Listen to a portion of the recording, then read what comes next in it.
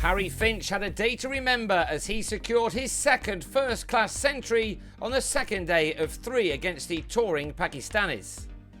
The visitors declared on their overnight 363 for 5, the majority of their top-order batsmen having some time at the crease, so now it was time to give their bowlers a go.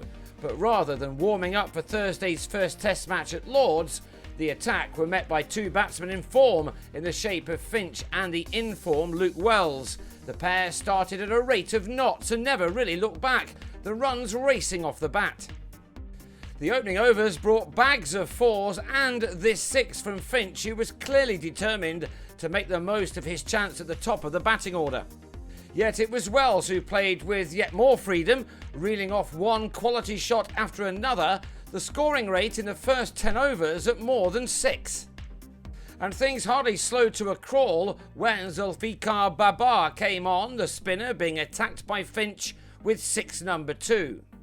The 100 was up in the 21st over, by which time Wells had eased to his 50 with his 10th 4. He needed only 54 balls to get that far and looked in the mood to go on and on.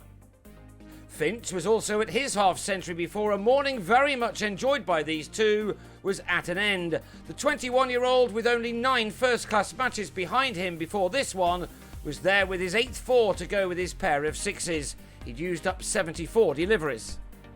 And on these two went well into the afternoon session.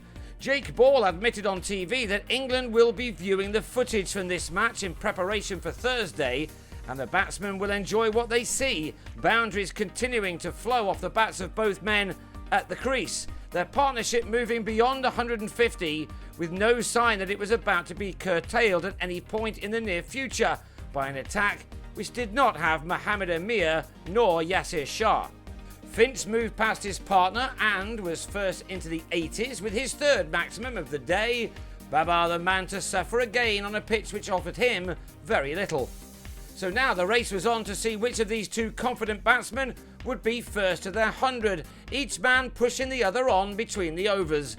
They were obviously enjoying their day, their stand moving on to 212, those runs coming in only 45 overs. Finch was just one shot away from his ton when Wells on 93 nicked off to Wahab Riaz, the Pakistanis finally having something to celebrate at 3 o'clock in the afternoon. This is the moment that Finch will remember for the rest of his life, his 16th 4 taking him to his terrific ton, made from 138 balls with 3 6s also included. His other first-class 100 came against the Leeds Bradford students at the start of the summer. You can see exactly what this meant to him as he took in the deserved applause. Perhaps he just lost concentration then, because 2 balls later he went after a ball from Riaz and was held by Mohammad Hafiz, but he left with 103 runs to his name.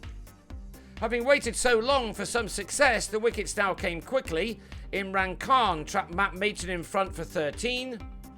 And then, next ball, Ben Brown was also on his way, and edged behind, being gleefully grabbed by Sarfraz Ahmed.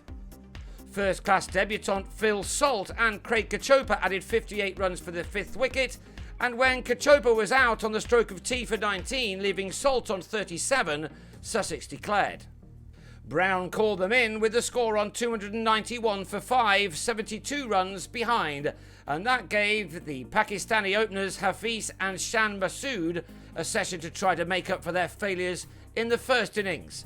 They saw out an hour in putting on 48 runs before Hafiz gave debutant Jofra Archer his 5th wicket of the match, having taken 4 for 49 in the first innings, and that left it to Masood and Ashar Ali to finish off the day.